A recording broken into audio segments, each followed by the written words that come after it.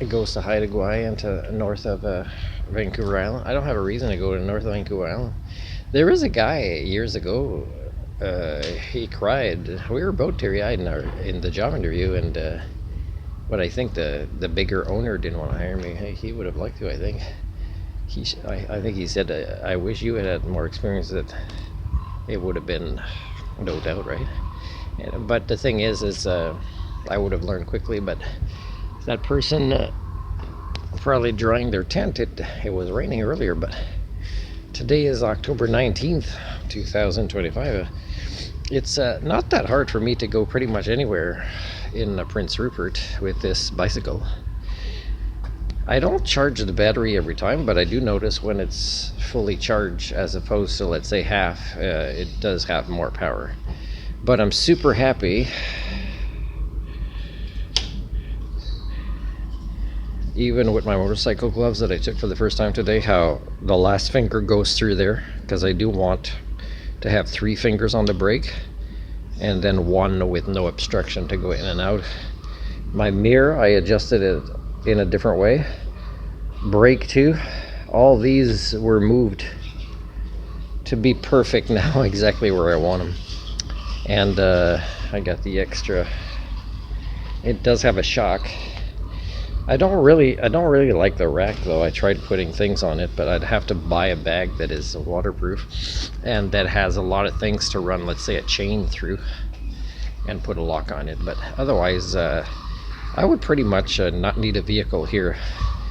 BC Ferries would be a nice job to have because it's not, like a full-time thing. And but the guy was asking the guy, is there anything right now? He said, oh no.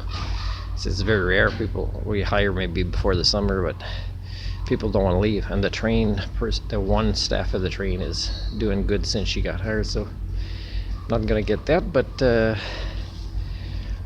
I offered myself again to volunteer at a place where I do say in the email, looking for friendships and a sense of community, and starting with whatever you need, and maybe they'll see what else I can do to grow the community there, where I'm volunteering. And then there was a first response today or yesterday for an indigenous community that's not super far away, but they would have an expense to go there, except that I wouldn't pay for it. Even for the interview, they would have to pay for it to meet me in person if they wanted. And they do need people all the time, and but it's hard for them to actually let's say get organized to create the structure where they don't need somebody all the time. So maybe I could help them with that, although I would hope that I would also benefit their community as a polymath, related to counseling, life skills, mental health, education, and adult training as well, retraining, giving workshops, all these things that fall under polymath. It'd be nice. So for the first time since last year, and I tried a few emails and left a few voicemails, never answers on voicemails, although the name matched on the voicemail, but finally got the deputy mayor to respond that he's sending my email to the chief administrative officer. So let's see what happens there. And this is again about a week after I said I was giving up on offering to help indigenous communities that really didn't want to do the work, or the elites were blocking this help, or that I'd be victimized by them as a helper. But we'll see. Maybe this is different.